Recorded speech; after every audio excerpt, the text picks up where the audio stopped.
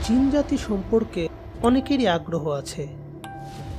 জিনেরা কি খায়, তাদের জীবনযাত্রা কীরকম। বিশেষ করে পবিত্র কোরআনে সূরা জিন নাজিল হবার পর সাহাবীদেরও জিনদের প্রতি কৌতূহল দেখা গিয়েছিল। জিন জাতিকে মহান আল্লাহ তাআলা অনেক সূক্ষ্ম করে সৃষ্টি করেছেন, যাদের কোনো যন্ত্রপাতি দ্বারাও দেখা যাবে না।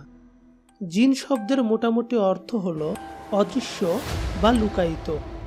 শয়তানরাও হলো এক প্রকার জিন, যারা আল্লাহর অবাধ্য এবং এরা অভিশপ্ত ইবলিসের বংশধর।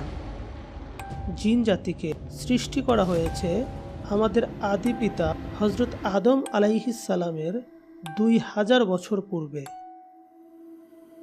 জিন জাতির আদি পিতা বা আবুল জিন্নাত বলা হয় শামুমকে। শামুমকে আল্লাহ তাআলা আগুনের শিখা থেকে তৈরি করেছেন। তাকে সৃষ্টি করার পর আল্লাহ শামুমকে বললেন, তুমি কিছু কামনা করো। তখন সে বলে, আমার কামনা হলো আমরা সবাইকে দেখব, কিন্তু আমাদের কেউ দেখতে পারবে না, আর আমাদের বৃদ্ধরাও যেন যুবক হয়ে মৃত্যুবরণ করে। অর্থাৎ জিনের বৃদ্ধরা মৃত্যুর পূর্বে যেন আবার যুবক হয়। আল্লাহ সুবহানাহু ওয়া তাআলা জিনদের এই দুইটা ইচ্ছাই পূরণ করলেন। জিনদের শরীর মূলত খুবই সূক্ষ্ম। জিনেরা চাইলে যে কোনো কঠিন পদার্থের বাধা অতিক্রম করতে পারে। অর্থাৎ তারা যে কোনো জায়গা যখন খুশি তখনই ঢুকতে পারে, যেতে পারে। জিনদেরকে আল্লাহ পাক বিশেষ কিছু কথা ও কাজ শিখিয়েছেন, যার দ্বারা জিনেরা চাইলেই এক আকার থেকে আরেক আকারে রূপান্তরিত হতে পারে। তবে জিনদের কাছে সবচেয়ে প্রিয় আকার হলো সাপের আকার। জিনেরা বেশিরভাগ সময় সাপের আকারেই চলাফেরা করতে পছন্দ করে। জিনদের খাবার হলো শুকনা হাড় বা গোবর। হাদিসে শুকনা হাড় ও গোবর দ্বারা ইস্তেঞ্জা করতে নিষেধ করা হয়েছে। হাদিসে বলা আছে এই দুটো হলো জিনদের খাবার। এই পৃথিবীতে 3 ধরনের জিন রয়েছে। এদের মধ্যে ঘুল, যারা দুষ্টু প্রকৃতির জিন।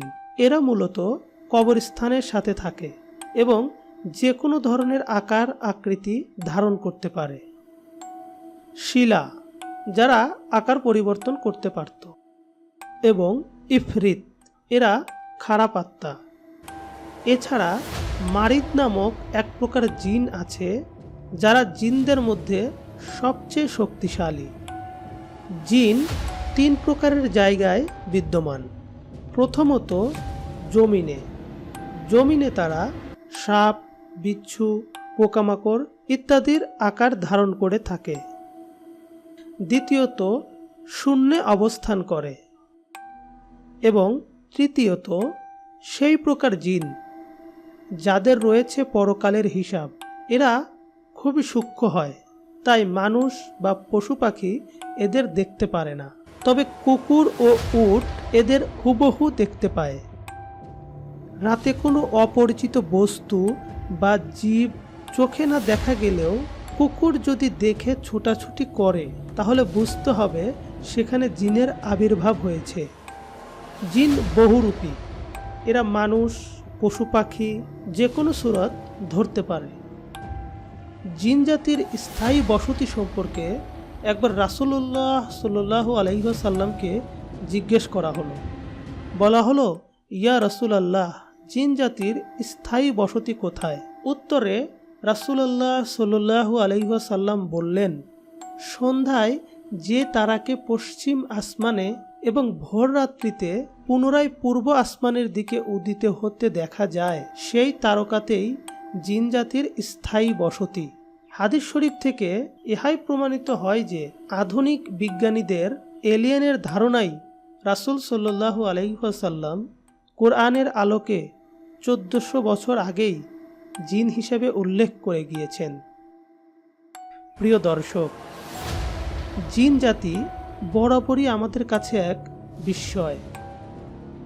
এই জাতিকে নিয়ে আরও অনেক তথ্য ও লোমহর্ষক ঘটনা উল্লেখ আছে। যদি তা জানতে চান তবে আমাদের কমেন্টে জানান। আর ভিডিও ভালো লাগলে লাইক ও সাবস্ক্রাইব করে আমাদের সাথেই থাকুন।